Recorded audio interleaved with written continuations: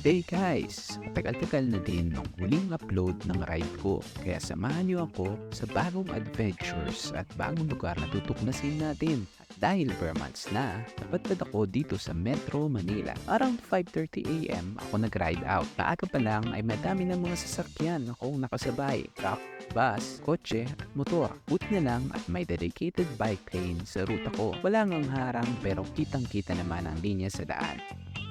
7 years na ang nakalipas ng huling ride ko dito sa Metro. Dito pa ako nagtatrabaho noon. Pag day off, nagtapadyak patungong Mall of Asia para mag-laps. Pag weekends naman, mag-long ride sa mga kataping bayan. Binagtas ko ang kahabaan ng EDSA o ang Epifanio de los Santos Avenue. Ito ay isa sa mga pangunahing daanan dito sa Metro Manila. Halos patag lang ang ruta na may konting ahon at pangalusong. Around 15 kilometers simula sa starting point patungong MOA. Patsok-pogi lang at di ko sa ulo ang daanan. Madalas din ako mag-check ng mapa sa traffic stops upang masiguro na tama, di ako maligaw.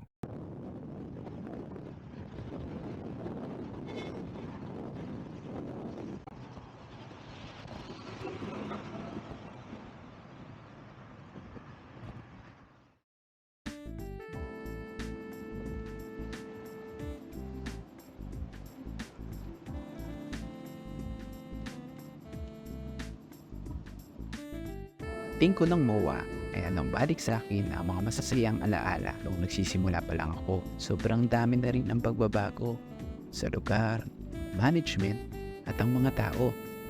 Mapabata, matanda, may ngipin man o wala. Lahat welcome dito. MTB, fixie, road bike, tri-bike, fat bikes at iba't ibang klase ng bikes. Nakakatamad ng umikot. Kaya in-enjoy ko na lang ang bawat sandali.